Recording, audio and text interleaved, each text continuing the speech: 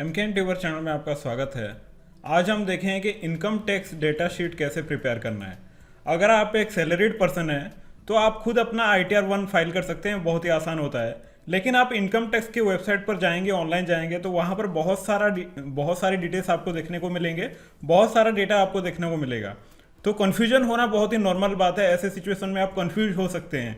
तो इस परेशानी से बचने के लिए आप एक डेटा शीट प्रिपेयर कर सकते हैं। पहले आप इस डेटा शीट को प्रिपेयर कर लें, उसके बाद ऑनलाइन ITR फाइल करना बहुत ही आसान हो जाएगा। तो डेटा शीट प्रिपेयर करने का सबसे बड़ा फायदा ये है कि एक सिंगल पेज में आपका सारा फाइनेंशियल डेटा आ जाएगा।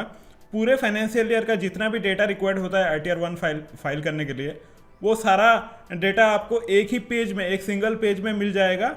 और आपको ITR फाइल करते समय अलग अलग डॉक्यूमेंट्स को रेफर करने का जरूरत नहीं पड़ेगा।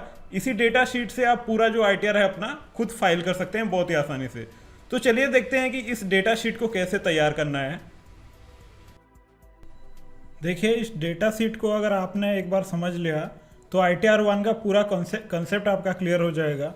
और ये जो एक्सेल शीट अभी आप देख रहे हैं, इसको आप हमारे टेलीग्राम चैनल से फ्री में डाउनलोड कर सकते हैं। लिंक आपको नीचे वीडियो के डिस्क्रिप्शन में मिल जाएगा। तो देखते हैं इसमें हमें क्या क्या डिटेल्स फिलअप करने हैं। यहाँ पर आप जो ग्रीन सेल्स देख रहे हैं वो सब डिटेल्स हमें फिलअप करने हैं। बाकी का डेटा जो है वो ऑटोफिल हो जाएगा, ऑटोमेटिकली कैलकुलेट हो जाएगा। और किस तरह से कैलकुलेट होगा वो भी हम देखेंगे, उसको भी हम जानने का प्रयास करेंगे। और ये डेटा सीट आप पेन एंड पेपर लेकर भी बना सकते हैं, इसमें कोई रॉकेट साइंस नहीं है। अपने हिसाब से भी आप इसको बना सकते हैं। यहाँ पर जो डिटेल्स हम मेंशन करेंगे वो जरूरी है। तो सबसे पहले देखिए, income from salary. Income from salary, ये डेटा हमें कहाँ से मिलेगा? फॉर्म 16 के पार्ट बी में मिलेगा। तो फॉर्म 16 का पार्ट बी देख लेते हैं, वहां पर इनकम फ्रॉम सैलरी किस तरह से दिया हुआ है। तो देखिए, ये फॉर्म 16 का पार्ट बी है। और सबसे पहले पॉइंट नंबर 1 में दिया हुआ है ग्रॉस सैलरी। ग्रॉस सैलरी का अमाउंट दिया हुआ है। उसके बाद और भी कुछ डिटेल्स हैं, सैलरी के अलग अलग कंपोनेंट्स दिए हुए हैं। जैसे कि पॉइंट नंबर 2 में दिया हुआ है कितना सैलरी हमारा एग्जेम्प्ट है। उसके बाद फिर पॉइंट नंबर आगे हम देखते हैं तो पॉइंट नंबर 4 में दिया हुआ है डिडक्शन, कौन कौन से डिडक्शन यहाँ पर सैलरी से यहाँ पर अलाउड हैं। तो वो सब मिला के पॉइंट नंबर 6 में हम पहुँच जाते हैं, income chargeable under the head salaries. ये दिया हुआ है 6,11,130। तो यही अमाउंट हमें चाहिए कि इनकम टैक्स की कैलकुलेशन के लिए कितना सैलरी हमारा चार्जेबल होगा, कितना सैलरी हमारा टैक्स के दायरे में आता है। तो यहाँ पर ये 6,11,130 है। इसको मैं डेटा शीट में इसको एंटर कर देता हूँ। हाँ, ये जो हमने इनकम फ्रॉम सैलरी का यहाँ पर डेटा फिल किया है, जब आप ITR 1 भरेंगे, ऑनलाइन भरेंगे, तो वहाँ पर ये डेटा आपको प्री फिल्ड मिलेगा। पहले से ये डेटा प्री फिल्ड होगा। आपको करना ये है कि एक बार इसको मैच कर लेना है कि फॉर्म 16 से आपका डेटा मैच कर रहा है। फिर आते हैं इनकम फ्रॉम हाउस प्रॉपर्टी। अगर आपने अपना घर रेंट पर चढ़ाया हुआ है और आपको उससे रेंटल इनकम हो रही है, तो आप अपना बैंक अकाउंट स्टेटमेंट चेक करें और उससे आप टोटल एक फाइनेंशियल ईयर में आपका कितना इनकम फ्रॉम हाउस प्रॉपर्टी हुआ है उसको आपको यहाँ पर मेंशन करना होगा। हमारे केस में इसको मैंने यहाँ पर 0 किया हुआ है। फिर आगे इनकम फ्रॉम अदर सोर्सेस। तो इनकम फ्रॉम अदर सोर्सेस में नॉर्मली 2 तरह का इनकम आता है, इंटरेस्ट फ्रॉम सेविंग्स अकाउंट और interest from deposit. Interest from deposit यानी कि FD और RD का जो भी इंटरेस्ट होता है बैंक में वो है। तो यहाँ पर हमारा 2 बैंक्स में अकाउंट है, SBI में और PNB में। मैंने यहाँ पर बैंक 1 और बैंक 2 लिखा हुआ है। तो आपका किसी भी बैंक में अकाउंट हो तो उस हिसाब से आप इसको चेंज कर सकते हैं। तो SBI में और PNB में दोनों में सेविंग्स अकाउंट में हमारा इंटरेस्ट कितना है उसको हम यहाँ पर एंटर कर देते हैं।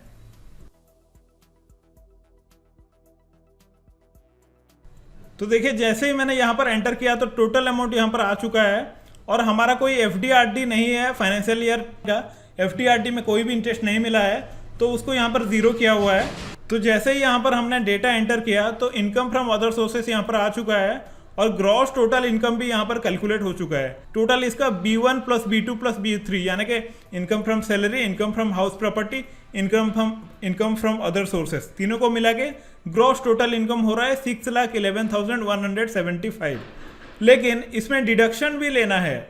डिडक्शन के बारे में आपको डिडक्शन का डेटा कहाँ से मिलेगा? फॉर्म 16 से मिलेगा। लेकिन यहाँ पर एक बात है कि अगर आपने अपने एम्प्लॉयर को इन्वेस्टमेंट डिटेल्स नहीं दिए होंगे तो आपको हो सकता है कि केवल फॉर्म 16 में एनपीएस के डिटेल्स ही देखने को मिले। तो यहाँ पर आप चेंजेस कर सकते हैं।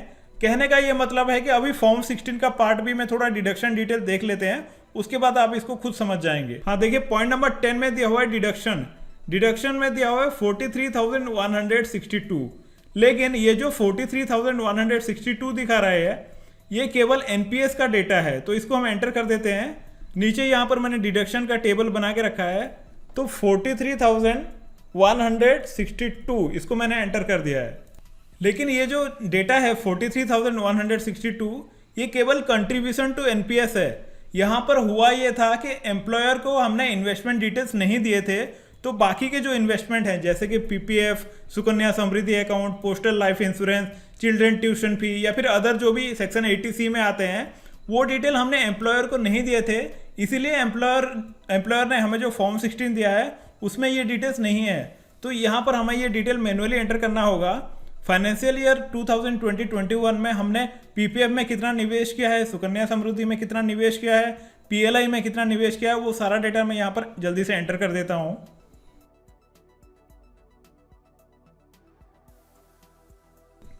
तो यहाँ पर मैंने एटीसी का सारा डेटा एंटर कर दिया है। यहाँ पर ग्रीन सेल्स में मैंने जैसे ही डेटा एंटर किया तो यहाँ पर ये टोटल डिडक्शन में आ गया है 1,13,883। तो टोटल इनकम अभी हो जाता है 4,97,292। और ये टोटल इनकम हमने कैसे निकाला? जो ग्रॉस टोटल इनकम है माइनस डिडक्शंस। जो ग्रॉस टोटल इनकम से हमने जैसे ही डिडक्शन को माइनस कर दिया तो ये टोटल इनकम हो जाता है 4,97,292। और ये जो है टैक्सेबल अमाउंट है। इतना अमाउंट के ऊपर हमें टैक्स लगने वाला है। तो ये जो डेटा शीट है, मैं आशा करता हूँ कि ये डेटा शीट को आप पूरी तरह से समझ गए होंगे। ग्रीन सेल्स में आप जैसे ही डेटा एंटर करेंगे तो ये बाकी के सेल्स ऑटो कैलकुलेट हो जाएगा। और ये टोटल टैक्सेबल इनकम हमारे पास यहाँ पर ये आ चुका है। अब टैक्स लायबिलिटी कितना बन रहा है उसको हम ऑफिशियल इनकम टैक्स कैलकुलेटर से कैलकुलेट करके देखेंगे। तो चलिए online official income tax calculator को ओपन करते हैं और उसमें देख लेते हैं कि टोटल टैक्स लायबिलिटी कितना बन रहा है। यहाँ पर मैंने इनकम टैक्स कैलकुलेटर को ओपन कर दिया है। ये इनकम टैक्स इंडिया का ऑफिशियल कैलकुलेटर है, इसका लिंक आपको नीचे डिस्क्रिप्शन में मिल जाएगा। तो यहाँ पर हम असेसमेंट ईयर 2021-22 का कैलकुलेट करना चाहते हैं और टैक्स पेयर इंडिविजुअल, उसके बाद whether opting for taxation under 111 BAC, इसको हम नो कर देते हैं। फिर आगे मेल फीमेल दिया हुआ, इसको मेल कर देते हैं। रेजिडेंशियल स्टेटस में रेसिडेंट। फिर आगे देखिए income from salary, income from salary है 6,11,130। तो इसको मैं एंटर कर देता हूँ। उसके बाद इनकम फ्रॉम हाउस प्रॉपर्टी कुछ नहीं है, कैपिटल गेन कुछ नहीं है। इनकम फ्रॉम अदर सोर्सेस हमारा कितना था, डिडक्शन दिए हुए हैं, डिडक्शन डिटेल भी मैं यहाँ पर एंटर कर देता हूँ। और यहाँ पर हम जैसे ही शो डिटेल्स में जाते हैं तो यहाँ पे पूरा दिया हुआ है, देखिए लिस्ट दिया हुआ है, लाइफ इंश्योरेंस प्रीमियम, उसके बाद कंट्रीब्यूशन टुवर्ड्स यूलिप, उसके बाद फिर यहाँ पर देखिए 5 ईयर फिक्स डिपॉजिट। तो यहाँ से आप ये भी पता कर सकते हैं कि कौन कौन से डिडक्शन आपको अलाउ होते हैं, क्योंकि डिडक्शन में हमने 2 ही सेक्शंस देखे हैं। डेटा शीट जो हमने बनाया है इसको एक बार हम देख लेते हैं। डेटा शीट में हमने केवल 80C और 80TTA 2 सेक्शन ही कवर किए हैं। 80TTA क्या होता है? ये होता है इंटरेस्ट ऑन सेविंग्स अकाउंट। आपको सेविंग्स अकाउंट में जो इंटरेस्ट मिलता है वो आपको शो करना होगा, लेकिन उसका फिर आपको डिडक्शन भी मिल जाएगा अंडर सेक्शन 80TTA। और 80C एक कॉमन सेक्शन होता है जिसमें सैलरीड पर्सन बहुत ही आसानी से डिडक्शन क्लेम कर सकते हैं। तो ये जो पूरा डिडक्शन का अमाउंट है इसको हम डाल देते हैं 1,13,883। इसको हम ऑनलाइन कैलकुलेटर में एंटर कर देते हैं। डिडक्शन डिटेल मैंने एंटर कर दिया है 1,13,883। अब नेट टैक्सेबल इनकम आ रहा है 4,97,292, जैसे कि हमने कैलकुलेट किया था। देखिए उसके बाद यहाँ पर income tax after relief under section 87A 0 है, यानी कि हमारा जो टोटल टैक्स लायबिलिटी है यहाँ पर 0 है। तो डेटा शीट में हम इसको 0 एंटर कर देते हैं। हाँ देखिए यहाँ पर मैंने पहले से 0 किया हुआ है इसको। तो ऑफिशियल IT कैलकुलेटर से इस तरह से आप अपना जो टैक्स लायबिलिटी है उसको कैलकुलेट कर सकते हैं और पता कर सकते हैं कि आपका फॉर्म 16 में कितना टैक्स बता रहा है और आपका कितना टैक्स लायबिलिटी बन रहा है। तो यहाँ पर जैसा कि हमने देखा कि टैक्स लायबिलिटी तो 0 बन रहा है, ठीक है। तो फॉर्म 16 को एक बार देख लेते हैं और कंफर्म कर देते हैं कि टैक्स हमारा कितना कटा है। तो जैसा कि आप फॉर्म 16 पार्ट बी में देख सकते हैं कि नेट टैक्स पेबल यहाँ पर है 26,883.58, यानी इतना टैक्स हमारा कटा हुआ है, सैलरी से इतना टैक्स हमारा डिडक्ट हुआ है। तो अगर हम इनकम टैक्स रिटर्न फाइल करते हैं तो पूरा जो अमाउंट है वो रिफंड हो जाएगा, टोटल अमाउंट रिफंड हो जाएगा, 26,000 प्लस का अमाउंट रिफंड हो जाएगा। अगर हम ऐसे केसेस में इनकम टैक्स रिटर्न फाइल नहीं करेंगे तो हमारा पूरा नुकसान हो जाएगा, 26,000 से ज़्यादा का अमाउंट हमारा नुकसान हो जाएगा। हम यहाँ पर पूरी तरह से तैयार हैं, पूरा हमने डेटा शीट प्रिपेयर किया हुआ है। अब नेक्स्ट वीडियो में हम इनकम टैक्स रिटर्न फाइल करेंगे, online income tax e filing site पर चलेंगे और वहाँ पर हम देखेंगे कि कैसे आप बहुत ही आसानी से अपना ITR 1 फाइल कर सकते हैं।